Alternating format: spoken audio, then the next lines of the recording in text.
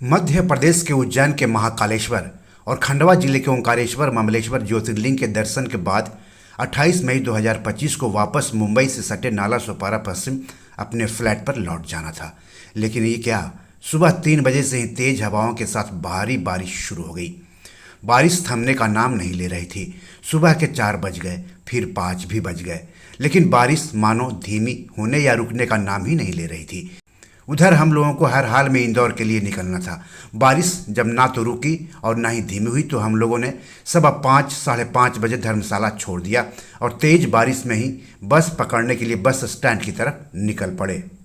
धर्मशाला से bus stand करीब 1 kilometre दूर है। हालांकि सुबह 5 बजे से ओंकारेश्वर में ऑटो सेवा शुरू हो जाती है, लेकिन भारी बारिश की वजह से उस सुबह ऑटो वाले कहीं दिख नहीं रहे थे। तब हम लोग महादेव का नाम लेते हुए पैदल ही भारी बारिश में धर्मशाला से बस स्टैंड के लिए निकल पड़े। यह अच्छी बात थी कि हम लोगों ने अपने पास छाता रख लिया था। पैदल बस स्टैंड तक पहुंचने में मुश्किल से 15 मिनट लगे होंगे। जैसे जैसे हम बस के करीब पहुंच रहे थे वैसे वैसे बारिश की रफ्तार भी कम हो रही थी। इस तरह से ओंकारेश्वर से इंदौर की 5:30 बजे की पहली बस तो नहीं मिली, लेकिन 6 बजे वाली दूसरी बस जरूर मिल गई। हम लोग 8:30 बजे सुबह तक इंदौर रेलवे स्टेशन पहुंच चुके थे और हमारी ट्रेन सुबह 11:15 बजे थी। इस तरह से बारिश ने हम लोगों को महाकालेश्वर और ओंकारेश्वर ममलेश्वर ज्योतिर्लिंग दर्शन के बाद शानदार विदाई दी। 24 मई 2025 को मैं अपनी दोस्त ज्योति और उनके बेटे, जो कि अभी 83% अंकों के साथ 10वीं पास हुआ था, के साथ नाला सोपारा से महाकालेश्वर और ओंकारेश्वर ममलेश्वर ज्योतिर्लिंग के दर्शन और इन शहरों की कुदरती खूबसूरती का आनंद उठाने के लिए ट्रेन से रवाना हुआ था। उज्जैन क्षिप्रा नदी और ओंकारेश्वर नर्मदा नदी के किनारे है। 24 मई को क्या हुआ? नाला सोपारा स्टेशन से दोपहर 3 बजे के करीब की लोकल ट्रेन से बांद्रा स्टेशन पहुंचे। बांद्रा स्टेशन से कुछ ही दूरी पर बांद्रा टर्मिनस है। बांद्रा टर्मिनस से शाम 5:15 बजे हमारी ट्रेन उज्जैन के लिए थी। बांद्रा स्टेशन से बांद्रा टर्मिनस आप पैदल भी जा सकते हैं या फिर ऑटो से भी जा सकते हैं। ट्रेन 1 घंटे देरी से छूटी। हमारी सुपरफास्ट ट्रेन थी, काफ़ी कम स्टेशनों पर ठहराव था। बांद्रा से खुलने के बाद ट्रेन बोरीवली, वापी, वलसाड़, सूरत, बड़ोदरा, रतलाम होते हुए अगली सुबह यानी 25 मई को 2 घंटे की देरी से उज्जैन पहुंची। 25 मई को क्या हुआ? सुबह 7:15 साढ़े 7 बजे जब हम लोग उज्जैन पहुंचे तो चाय और नाश्ता की तलब लगी थी, इसलिए पहले चाय और नाश्ता के बारे में सोचा, फिर होटल या धर्मशाला लेने के बारे में। हम लोग स्टेशन पर ही एक होटल में पोहा खाया और चाय पी। उज्जैन स्टेशन से महाकालेश्वर मंदिर की दूरी महज 1.5 किलोमीटर ही है। अगर आपको रास्ता मालूम है तो आप पैदल भी टहलते हुए मंदिर के पास जा सकते हैं। हम लोगों ने मंदिर के पास ही होटल या धर्मशाला लेने का प्लान बनाया था। मंदिर के पास काफ़ी सारा होटल और धर्मशाला है। आप अपने बजट के हिसाब से होटल या धर्मशाला में रह सकते हैं। उज्जैन स्टेशन से मंदिर तक आने के लिए हम लोगों ने ऑटो लिया। ऑटो वाला प्रति व्यक्ति 20 रुपया किराया लिया। ऑटो महाकाल चौक तक ही जाती है। महाकाल चौक से मंदिर महज 500 मीटर की दूरी पर है। हम लोग महाकाल चौक के पास श्री आस्था होटल में रुके। एसी कमरा बुक किया। इस होटल में लॉजिंग के साथ साथ फूडिंग का भी इंतजाम है। फूडिंग के लिए अलग से पैसे देने होते हैं। यहाँ गर्म पानी की भी व्यवस्था है। एसी कमरे का किराया प्रति 24 घंटे 1200 रुपये, जबकि नॉन एसी कमरे का किराया 1000 रुपये प्रति 24 घंटे था। हम लोगों ने अगले दिन यानी 26 मई को 10 बजे कमरा छोड़ा था। इसके लिए कुल 1400 रुपये देने पड़े थे। तो करीब 9 बजे हम लोग होटल का कमरा बुक कराया। 25 मई को तरोताज़ा होकर 2-3 घंटे आराम किया। फिर चूंकि महाकाल मंदिर नज़दीक ही था, इसलिए 1 बजे के करीब हम लोग मंदिर परिसर में गए। तब तक हम लोग दोपहर का खाना नहीं खाए थे। 26 तारीख की सुबह 4 बजे से भस्म आरती में हिस्सा लेना था, लेकिन इसके लिए हम लोगों ने 3 महीने पहले ऑनलाइन रजिस्ट्रेशन नहीं करवाया था।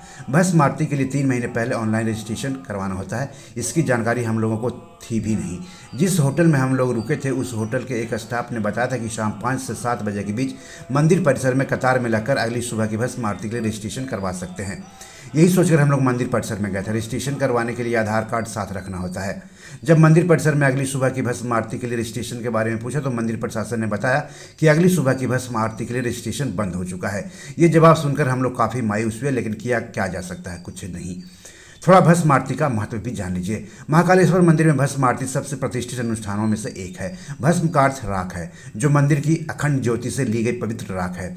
इस अनुष्ठान में भगवान शिव को सम्मानित करने के लिए इस राख का उपयोग किया जाता है, जिन्हें अक्सर अपने शरीर पर राख यानी विभूति पहने हुए दिखाया जाता है। महाकाल भस्म आरती की बुकिंग 2 तरह से की जा सकती है, ऑनलाइन और ऑफलाइन। ऑनलाइन बुकिंग का तरीका जान लीजिए। सबसे पहले वेबसाइट पर जाइए। वेबसाइट का लिंक है www.srimahakaleश्वर.com। इस वीडियो के डिस्क्रिप्शन में आपको वेबसाइट का लिंक मिल जाएगा। उसके बाद महाकाल दर्शन या भस्म आरती बुकिंग विकल्प देख कर उस पर क्लिक करें। जिस तारीख को आप भस्म आरती बुक कराना चाहते हैं उसे चुनें, अपना पंजीकरण करें और आवश्यक जानकारी भरें। उसके बाद ऑनलाइन भुगतान करें। बुकिंग सफल होने के बाद आपके मोबाइल पर एसएमएस आएगा। अब ऑफलाइन बुकिंग कैसे करना है, तो मंदिर में जाएं, उज्जैन के महाकालेश्वर मंदिर में जाएं इसके लिए सबसे पहले। उसके बाद भस्म आरती बुकिंग काउंटर पर जाएं, फॉर्म भरें और आवश्यक जानकारी दें। उसके बाद शुल्क का भुगतान करें और अन्य महत्वपूर्ण जानकारी दें। ऑनलाइन बुकिंग की सीमा भी है, एक व्यक्ति अपने अकाउंट से सिर्फ 10 लोगों का ही टिकट बुक कर सकता है। भस्म आरती में शामिल होने के लिए आपको आधार कार्ड या पैन कार्ड जैसे वैध पहचान पत्र दिखाना होगा। श्रावण मास में बुकिंग के क्या तरीके हैं। श्रावण मास के दौरान शनिवार, रविवार और सोमवार को भस्म आरती की सामान्य बुकिंग सुविधा स्थगित की जा सकती है। आप महाकालेश्वर मंदिर की वेबसाइट पर भस्म आरती का लाइव दर्शन भी कर सकते हैं। और ज़्यादा जानकारी के लिए श्री महाकालेश्वर मंदिर की वेबसाइट www.srimahakaleश्वर.com पर जाएं। तो मंदिर परिसर में भस्म आरती में हिस्सा लेने की उम्मीद खत्म हो गई।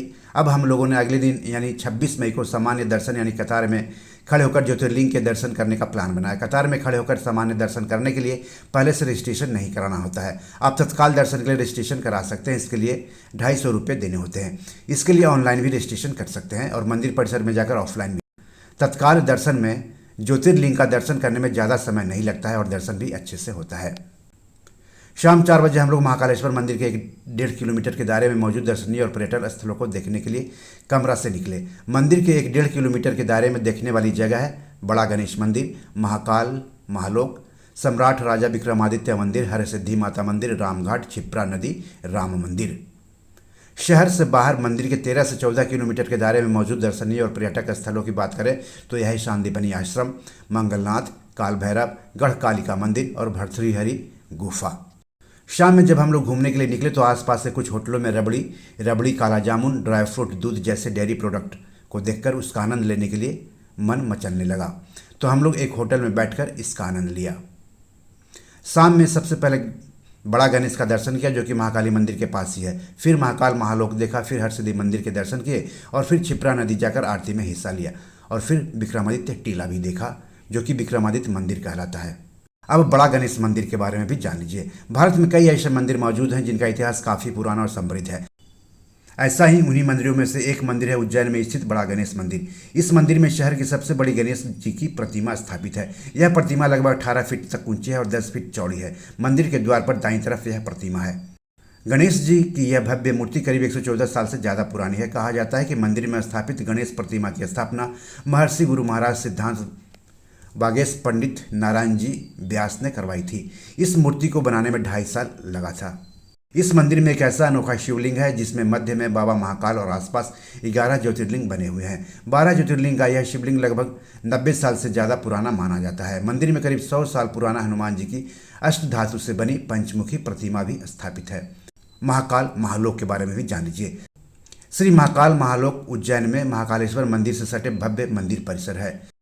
इस परिसर को 2.81 हेक्टेयर यानी 7.1 एकड़ से 47 हेक्टेयर यानी 116 एकड़ तक विस्तारित किया गया है। यह भगवान शिव को समर्पित है। इसका मकसद भक्तों और श्रद्धालुओं के लिए एक भव्य और गहन आध्यात्मिक अनुभव बनाना है। श्री महाकाल महालोक में 108 दिव्य स्तंभों की भव्य श्रृंखला, एक विशाल प्रवेश द्वार, मंदिर के चारों निःशुल्क घूमने का स्थान और शिव पुराण की कहानियों के चित्रित भित्ति चित्र शामिल हैं। इस परिसर में एक संग्रहालय भी है जो भगवान शिव के जीवन और पौराणिक कथाओं को प्रदर्शित करता है। यह परियोजना उज्जैन में पर्यटन को बढ़ावा देने और इसे हिंदू धर्म के सबसे महत्वपूर्ण तीर्थ स्थलों में से एक के रूप में स्थापित करने के लिए की गई है। इस परियोजना में मौजूदा महाकाल मंदिर परिसर के विस्तार और सौंदर्यीकरण के साथ साथ नए बुनियादी ढांचे और सुविधाओं का निर्माण शामिल है।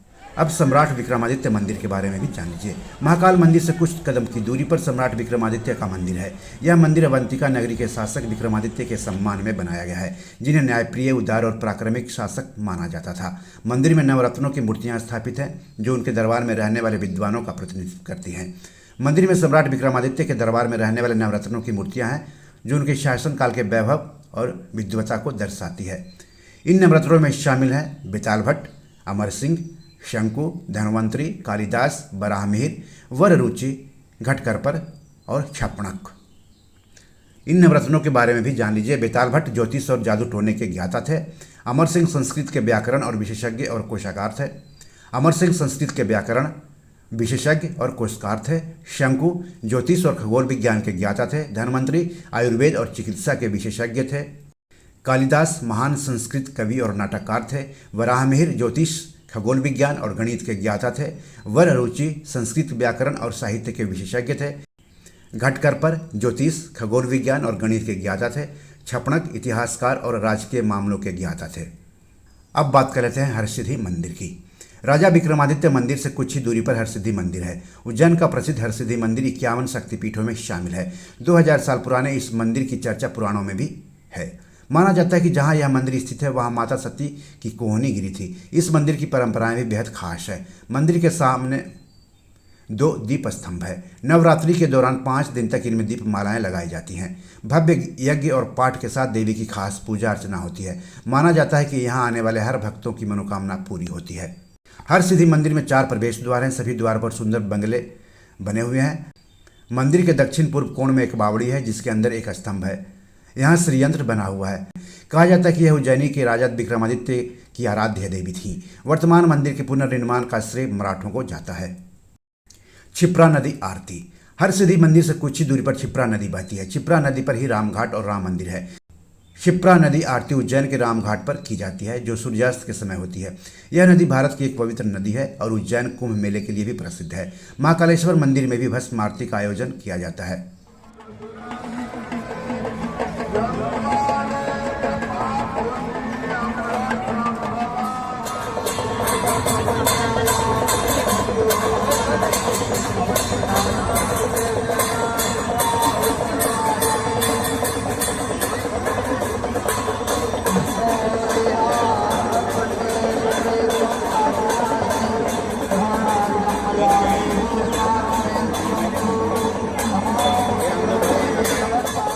क्षिप्रा नदी आरती में हिस्सा लेकर हम लोग वापस अपने होटल लौट आए। रात का खाना खाकर जल्द ही सो गए। अगले दिन यानी 26 मई की सुबह 3 बजे उठकर महाकाल का सामान्य दर्शन के लिए लाइन में लगना था। अब 26 मई को क्या क्या हुआ। 26 मई को हम लोग सबसे पहले 24 खंभा देखे, फिर महाकाल का दर्शन किए, फिर सांदीपनी आश्रम, मंगलनाथ, काल भैरव, गढ़कालिका मंदिर और भर्तृहरि गुफा घूमे। महाकाल दर्शन करने से पहले हम लोग महाकाल चौक पर ही 24 खंभा देखने गए।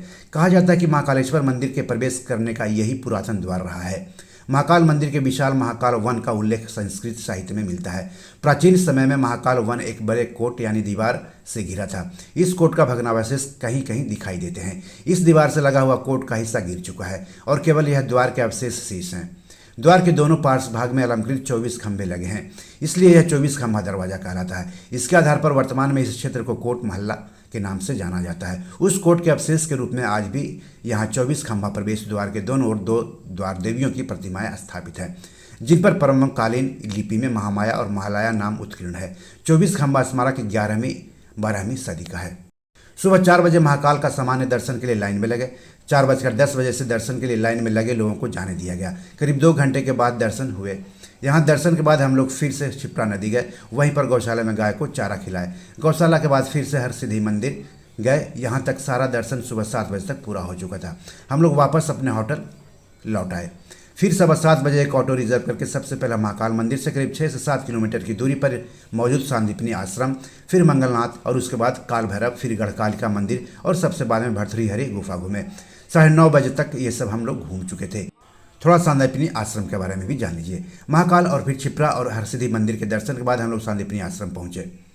भगवान श्री कृष्ण और सुदामा के गुरु सांदीपनी का आश्रम मंगलनाथ रोड पर स्थित है। उज्जैन में स्थित इस सांदीपनी आश्रम के बारे में कहा जाता है कि यहाँ भगवान श्री कृष्ण और उनके दोस्त सुदामा के साथ बलराम ने शिक्षा प्राप्त की थी। उन्होंने यहाँ शिक्षा 126 दिनों में ही प्राप्त कर ली थी। कहते हैं कि भगवान श्री कृष्ण ने यहाँ 64 विद्याएं और 16 कलाओं का ज्ञान लिया था। अपने मामा कंस का वध करने के बाद श्री कृष्ण जी ने बाबा महाकालेश्वर की नगरी अवंतिका में आने के बाद 64 दिनों तक रुककर शिक्षा प्राप्त की। उज्जैन स्टेशन से 6 किलोमीटर दूर है। आश्रम में कुंडेश्वर और सर्वेश्वर महादेव मंदिर भी है।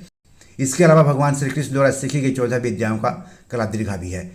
इन 14 विद्याओं में शामिल है 4 वेद, ऋग्वेद, यजुर्वेद, सामवेद, अथर्ववेद और 10 वेदांग, शिक्षा, छंद, व्याकरण, निरुक्त, ज्योतिष, कल्प, धर्मशास्त्र, पुराण, मीमांसा और तर्क। महाभारत, श्रीमद् भागवत, ब्रह्म पुराण, अग्नि पुराण और ब्रह्मवर्त पुराण में सांदीपनी आश्रम का उल्लेख मिलता है। इस क्षेत्र में पुरातात्विक प्रमाण के रूप में 3000 वर्ष पुराने चित्रित धूसर पात्र मिलता है, जिनका संबंध महाभारत काल से माना जाता है। आश्रम का प्राचीन जल स्रोत गोमती कुंड है, जिसका पुराणों में भी उल्लेख मिलता है। कुंड के पास खड़े नंदी की प्रतिमा दर्शनीय है, जो शुंगकालीन है। निकट का क्षेत्र अंकपात कहलाता है। जन श्रुति के आधार पर कृष्ण अपने अंकलेखन की पट्टिका यहाँ साफ करते थे। 16वीं शताब्दी के आरंभ में इस आश्रम के पास वैष्णव संप्रदाय के महान आचार्य श्री वल्लभाचार्य ने धार्मिक प्रवचन किया था। मंगलनाथ का मंदिर।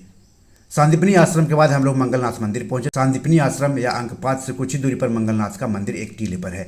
इसके बगल से क्षिप्रा नदी बहती है। मत्स्य पुराण में लिखा है कि मंगल ग्रह का जन्मभूमि उज्जैनी है। यह पावन स्थली मंगल ग्रह का उत्पत्ति स्थल माना जाता है। ऐसा मालूम होता है कि प्राचीन काल में मंगल ग्रह यहाँ निकट से देखा जाता था। अध्ययन के लिए भी यह महत्वपूर्ण स्थल रहा होगा। मंगलवार को श्रद्धालु इस मंदिर में काफी संख्या में जमा होते हैं। यह शहर के संरक्षक देवता महादेव को समर्पित है। यह मंदिर मंगल दोष निवारण भात पूजा के लिए प्रसिद्ध है।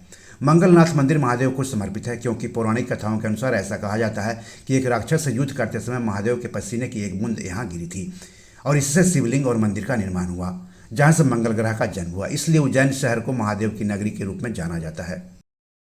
ऐसा माना जाता है कि मंदिर में भात पूजा का भी महत्व है, क्योंकि मंगल ग्रह से परावर्तित किरणें यहाँ पड़ती है। कर्क रेखा भी इस स्थान से गुजरती है। मंगल से संबंधित कुंडली दोषों के समाधान के लिए भात पूजा मंगलनाथ मंदिर उज्जैन में महत्वपूर्ण महत्व रखती है। पुराणों में दावा किया गया कि मंगल ग्रह पृथ्वी की संतान है। दूसरे शब्दों में मंगल एक ऐसा ग्रह है जो पृथ्वी से विकसित हुआ है। हिंदू मिथकों के अनुसार भगवान शिव के पिघलने से मंगला का निर्माण हुआ है। मंगलनाथ मंदिर में अलग अलग पूजा का चार्ज है। भात पूजन सामान्य 1250 रुपये, भात पूजन नवग्रह 2300 रुपये, भात पूजन पंचांक्रम 5600 रुपये, भात पूजन जप 12100 रुपये। मंगलनाथ मंदिर में मंगल ग्रह की माता श्री भुवनेश्वरी माता का भी मंदिर है। कहा जाता है कि इसकी परिक्रमा से पृथ्वी की परिक्रमा का पुण्य मिलता है। अब काल भैरव।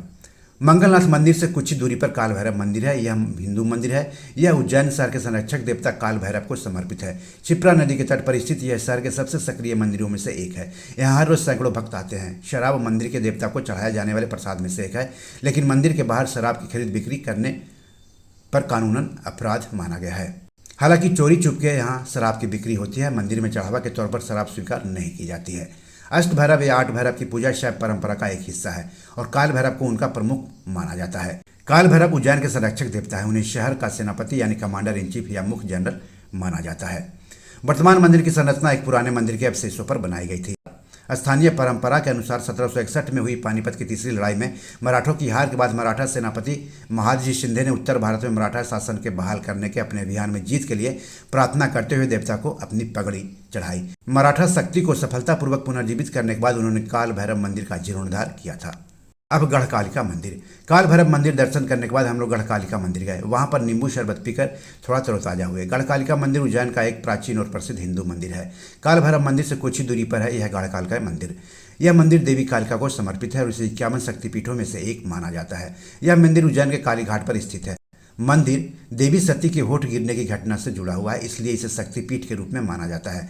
उज्जैन का हरसिद्धि मंदिर भी 51 शक्तिपीठों में से एक है। प्रसिद्ध कवि और राजा विक्रमादित्य के नवरत्नों में से कालिदास भी इस मंदिर के उपासक थे। देवी गढ़कालिका को तंत्र देवी और महाकवि कालिदास की इष्ट देवी माना जाता है।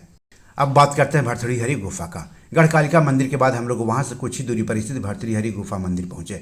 वहाँ पर एक गौशाला भी है, जहाँ पर श्रद्धालु गायों को चारा खिलाकर पुण्य कमाते हैं। गुफा में जाने के लिए सड़क से नीचे सीढ़ियाँ बनी हुई हैं। क्षिप्रा नदी तट के ऊपरी भाग में भर्तृहरि की गुफा है। एक संकरे रास्ते से गुफा के अंदर जाना पड़ता है। कहते हैं गुफा से चारों धाम जाने के लिए मार्ग है जो बंद है। यह नाथ संप्रदाय के साधुओं का प्रिय स्थान है और योग साधना के लिए उत्तम माना जाता है। कई साधु यहाँ वर्षों से साधना करते हुए देखे जा सकते हैं। यह स्थान गढ़कालिका मंदिर के पास स्थित है। इन गुफाओं के बारे में कहा जाता है कि यहीं पर भर्तृहरि रहा करते थे और तपस्या करते थे। भर्तृहरि ने इस गुफा में 12 वर्षों तक कठोर तपस्या की। ऐसा माना जाता है कि कठोर तपस्या से उन्होंने इतनी सिद्धि प्राप्त कर ली कि अपने शरीर को सूक्ष्म और वायु समान हल्का बनाकर कभी हरिद्वार, कभी उज्जैन इत्यादि गुफा स्थानों पर प्रकट हो जाते थे और कभी दोनों स्थानों पर एक साथ प्रकट हो जाते थे।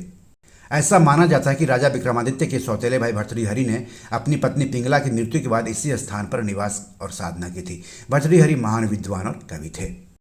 उज्जैन में महाकाल मंदिर के आसपास घूमने वाली 12 महत्वपूर्ण जगहों के बारे में भी जान लीजिए। पहला है महाकाल मंदिर, दूसरा महाकाल मंदिर के आसपास, तीसरा है महाकाल महालोक, चौथा है बड़ा गणेश मंदिर, पांचवा है हरसिद्धि मंदिर, छठा है क्षिप्रा आरती, सातवां है राजा विक्रमादित्य मंदिर, आठवां है सांदीपनी आश्रम, नौवां है मंगलनाथ, 10वां है काल भैरव, 11वां है गढ़कालिका मंदिर और 12वां है भर्तृहरि गुफा। इस तरह से 26 मई को सुबह 9:30 बजे तक इन सब जगहों पर हम लोग घूमने के बाद अपने होटल पहुंचे। होटल छोड़ा और होटल के पास ही एक टूर और ट्रेवल्स वाले के पास जाकर सीधे ओंकारेश्वर के लिए शेयरिंग टैक्सी में 3 सीट बुक करवाया। इसके लिए प्रति व्यक्ति 300 रुपये किराया चुकाना पड़ा। करीब आधे घंटे के इंतजार के बाद टैक्सी हमारे होटल के पास ही आई। टैक्सी को कुछ देर कुछ और सवारी के लिए इंतजार करना पड़ा। कुल मिलाकर सुबह 11 बजे हमारी टैक्सी ओंकारेश्वर के लिए चल पड़ी। उज्जैन से ओंकारेश्वर करीब 150 किलोमीटर है। उज्जैन से सीधे टैक्सी से ओंकारेश्वर जाने में करीब 4 घंटा लगता है। हम लोग 3 बजे ओंकारेश्वर पहुंचे। आप इंदौर होकर भी ओंकारेश्वर जा सकते हैं, लेकिन इंदौर होकर जाने में समय ज़्यादा लगता है। शेयरिंग टैक्सी ने ओंकारेश्वर में जिस जगह पर हम लोगों को उतारी थी, वहाँ से नर्मदा नदी का सबसे नज़दीकी घाट महज 500 मीटर की दूरी पर था। इसी घाट से ओंकारेश्वर ज्योतिर्लिंग और ममलेश्वर ज्योतिर्लिंग सबसे नज़दीक है। ओंकारेश्वर ज्योतिर्लिंग और ममलेश्वर ज्योतिर्लिंग को नर्मदा नदी बांटती है। नर्मदा नदी के एक छोर पर ममलेश्वर ज्योतिर्लिंग है, जबकि दूसरे छोर पर ओंकारेश्वर ज्योतिर्लिंग। जब ओंकारेश्वर पहुंचेंगे तो जिस तरफ ममलेश्वर ज्योतिर्लिंग है उस तरफ बस या टैक्सी आपको उतारेगी। तो शाम को 3 बजे ओंकारेश्वर पहुंचकर हम लोग धर्मशाला या होटल लेने से पहले नर्मदा नदी में स्नान करने चले गए। आपको बता दूं कि ओंकारेश्वर में ठहरने के लिए होटल ज़्यादा नहीं है, लेकिन धर्मशाला बहुत मिल जाएंगे। ज़्यादातर धर्मशाला ममलेश्वर ज्योतिर्लिंग के पास नर्मदा नदी के तट पर है। काफ़ी सस्ता धर्मशाला आपको मिल जाएगा। ममलेश्वर ज्योतिर्लिंग के पास ठहरने के लिए धर्मशाला के साथ साथ खाने पीने के लिए भी बहुत सारा होटल आपको मिल जाएगा। नर्मदा में स्नान करके हम लोग 2-3 घंटा घाट पर ही बैठे रहे। जिस जगह पर हम लोग बैठे थे ठीक उसके सामने नर्मदा नदी के उस पार ओंकारेश्वर मंदिर था। ममलेश्वर मंदिर से ओंकारेश्वर मंदिर जाने के लिए 2 तरीके हैं। एक या तो नाव से जाइए और दूसरा झूला मार्ग यानी स्काई वॉक से पैदल। नाव वाला 50 रुपये प्रति सवार लेता है। आप नाव से महज 5 मिनट में ममलेश्वर मंदिर की तरफ से ओंकारेश्वर मंदिर में पहुंच जाएंगे। हालांकि नाव वाले नाव भरने तक इंतजार कराते हैं। सुबह 6 बजे से शाम 6 बजे तक ही नाव की सेवा मिलती है। आप नर्मदा नदी में वोटिंग का भी आनंद ले सकते हैं। नाव वाला कुछ देर तक ओंकारेश्वर मंदिर के सामने कुछ दूरी तक वोटिंग कराता है। इसके लिए प्रति व्यक्ति 300 रुपया वसूल करता है। अगर झूला मार्ग से ओंकारेश्वर मंदिर जाना चाहेंगे तो पैदल 15 से 20 मिनट में ओंकारेश्वर मंदिर पहुंच जाएंगे। अगर नाव से ओंकारेश्वर मंदिर जाते हैं तो नर्मदा नदी के आसपास का नज़ारा देखने को मिलेगा, और अगर झूला मार्ग से जाते हैं तो नर्मदा नदी के ऊपर से आसपास का नज़ारा आप देख सकेंगे। झूला मार्ग हमेशा खुला रहता है। झूला मार्ग को ही ममलेश्वर सेतु कहा जाता है। सिंहस्थ मेला 2004 के अवसर पर श्रद्धालुओं की सुविधा के लिए ममलेश्वर सेतु का निर्माण Narmada hydro electric development corporation यानी NHDC द्वारा कराया गया था। इसकी लंबाई 235 मीटर, चौड़ाई 4 मीटर, पैदल रास्ता, बाएं टावर की ऊंचाई 29.5 मीटर, दाएं टावर की ऊंचाई 39.75 मीटर है। झूला मार्ग से नर्मदा नदी और आसपास का इलाका काफ़ी खूबसूरत दिखता है। नर्मदा नदी घाट पर स्नान करने के बाद महिलाओं के लिए कपड़ा बदलने का रूम बना हुआ है। नर्मदा नदी में स्नान करते समय सतर्क रहें, कभी भी पानी के साथ मजाक मत करें। मैंने अपनी आंखों से 8 से 10 लोगों को लापरवाही की वजह से नर्मदा नदी में डूबते देखा। हालांकि स्थानीय लोगों की कोशिशों ने उन्हें डूबने से बचाया। शाम को 7 से 8 बजे के करीब हम लोगों ने घाट के ही करीब गोमुख घाट मार्ग पर स्थित श्री रेखा गुर्जर धर्मशाला में कमरा बुक करवाया। धर्मशाला काफ़ी अच्छा है। यहाँ हम लोग 2 रात रुके। इसके लिए हम लोगों ने महज 600 रुपये का भुगतान किया। 27 मई को क्या हुआ? सुबह सुबह 5 बजे उठकर नहा धोकर सबसे पहले नर्मदा घाट पर गए। वहाँ सुबह सुबह का नज़ारा देखा। फिर झूला मार्ग से ओंकारेश्वर मंदिर में दर्शन के लिए निकल पड़े। जिस धर्मशाला में हम लोग ठहरे हुए थे झूला मार्ग वहीं से शुरू होता है और ममलेश्वर मंदिर भी उसी जगह पर है। झूला मार्ग से गुजरते समय नर्मदा नदी और आसपास का नज़ारा देखकर मन खुश हो गया। करीब 15 मिनट में हम लोग ओंकारेश्वर मंदिर के प्रवेश द्वार पर पहुंच चुके थे। 1.5 घंटे में ज्योतिर्लिंग का बहुत अच्छे से दर्शन हुआ। ओंकारेश्वर मंदिर में दर्शन करने के बाद ममलेश्वर ज्योतिर्लिंग का दर्शन किया। यहाँ आधे घंटे में दर्शन हो गए। करीब सुबह 9 बजे तक दोनों मंदिरों के अच्छे से दर्शन हुए। 10 बजे हम लोगों ने धर्मशाला में आकर आराम किया। फिर दोपहर का खाना खाया और फिर धर्मशाला में आकर अगले दिन यानी 28 मई को इंदौर होते हुए वापस अपने घर नाला सोपारा आने की तैयारी में जुट गए। 28 मई को क्या हुआ? 28 मई को हमारे घर नाला सोपारा से सटे स्टेशन बसाई रोड के लिए इंदौर से सुबह 11:15 बजे ट्रेन थी। ओंकारेश्वर से इंदौर करीब 80 किलोमीटर है। ओंकारेश्वर से बस या टैक्सी के जरिए खंडवा रोड, जिसमें खूबसूरत और घूमदार भेरू घाट भी शामिल है, से होते हुए इंदौर स्टेशन करीब 2.5 घंटे में पहुंचा जा सकता है। तो इस तरह महाकालेश्वर ओंकारेश्वर ज्योतिर्लिंग का हमारा दर्शननामा और सफरनामा सफलतापूर्वक समाप्त हुआ। उज्जैन कैसे पहुंचे ये बड़ा सवाल है। अगर आप भी महाकाल का दर्शन करना चाहते हैं तो सबसे पहले आपको उज्जैन जाना होगा। उज्जैन सड़क, ट्रेन और वायु मार्ग से देश के दूसरे हिस्सों से अच्छी तरह से जुड़ा हुआ है। वायु मार्ग की बात करें तो निकटतम हवाई अड्डा इंदौर है, जो कि करीब 53 किलोमीटर दूर है। वायु मार्ग की बात करें तो निकटतम हवाई अड्डा इंदौर है, जो कि करीब 53 किलोमीटर दूर है। रेल मार्ग की बात करें तो उज्जैन खुद ही पश्चिम रेलवे का एक प्रमुख रेलवे स्टेशन है। और सड़क मार्ग की बात करें तो उज्जैन सड़क मार्ग से इंदौर, भोपाल, रतलाम, ग्वालियर, मांडू, धार, कोटा और ओंकारेश्वर आदि से जुड़ा हुआ है। इन जगहों से उज्जैन के लिए नियमित बस सेवाएं हैं। उज्जैन में स्थानीय स्तर पर घूमने के लिए सिटी बस और ऑटो भी उपलब्ध है। अब सवाल है कि ओंकारेश्वर कैसे पहुंचे। ओंकारेश्वर पहुंचने के लिए कई परिवहन विकल्प उपलब्ध हैं। आप सड़क, रेल या हवाई मार्ग से यात्रा कर सकते हैं। इंदौर से ओंकारेश्वर तक नियमित बसें चलती हैं, जिनमें वोल्वो और निजी बसें शामिल हैं। आप खंडवा और बुरहानपुर से ओंकारेश्वर तक सड़क मार्ग का भी उपयोग कर सकते हैं। सनावद से ओंकारेश्वर तक सड़क मार्ग है। खंडवा शहर से ओंकारेश्वर मंदिर 72 किलोमीटर दूर है। इंदौर से ओंकारेश्वर की दूरी लगभग 80 किलोमीटर है। रेल मार्ग की बात करें तो ओंकारेश्वर के निकटतम रेलवे स्टेशन मोरटक्का है, जो मंदिर से 12 किलोमीटर दूर है। खंडवा एक प्रमुख रेलवे जंक्शन है जो पूरे भारत से जुड़ा हुआ है। हवाई मार्ग की बात करें तो ओंकारेश्वर के निकटतम हवाई अड्डा इंदौर में देवी अहिल्याबाई होलकर हवाई अड्डा है। हवाई अड्डे से टैक्सी किराए पर लेकर आप ओंकारेश्वर तक पहुंच सकते हैं। खंडवा और बुरहानपुर से यात्री इस मार्ग का भी उपयोग कर सकते हैं। जहां तक बात बस द्वारा ओंकारेश्वर पहुंचने की, तो इंदौर, उज्जैन, खरगोन और खंडवा से ओंकारेश्वर के लिए नियमित बस सेवा उपलब्ध है। महाकालेश्वर ज्योतिर्लिंग से ओंकारेश्वर तक जाने का सबसे अच्छा तरीका बस है। तो रंगारंग इंडिया में आज इतना ही। हिंदुस्तान की ऐसी खूबसूरती का आनंद लेने के लिए देखते रहिए अपना यूट्यूब चैनल रंगारंग इंडिया। चैनल के लिए नए हैं तो सब्सक्राइब कर लीजिए। वीडियो को ज़्यादा से ज़्यादा शेयर कीजिए ताकि ज़्यादा से ज़्यादा लोग हिंदुस्तान की खूबसूरती का दीदार कर सके। धन्यवाद, नमस्कार। दोस्तों, ये मेरी 7 किताब है जो कि amazon.com पर पब्लिश है। आप इसे डाउनलोड करके पढ़ सकते हैं। इन किताबों के लिंक्स इस वीडियो के डिस्क्रिप्शन में दिए हुए हैं। इन 7 किताबों में से 5 किताब मनी मैनेजमेंट पर है, यानी पैसा निवेश करके अधिक पैसा कैसे कमाएं पर आधारित है।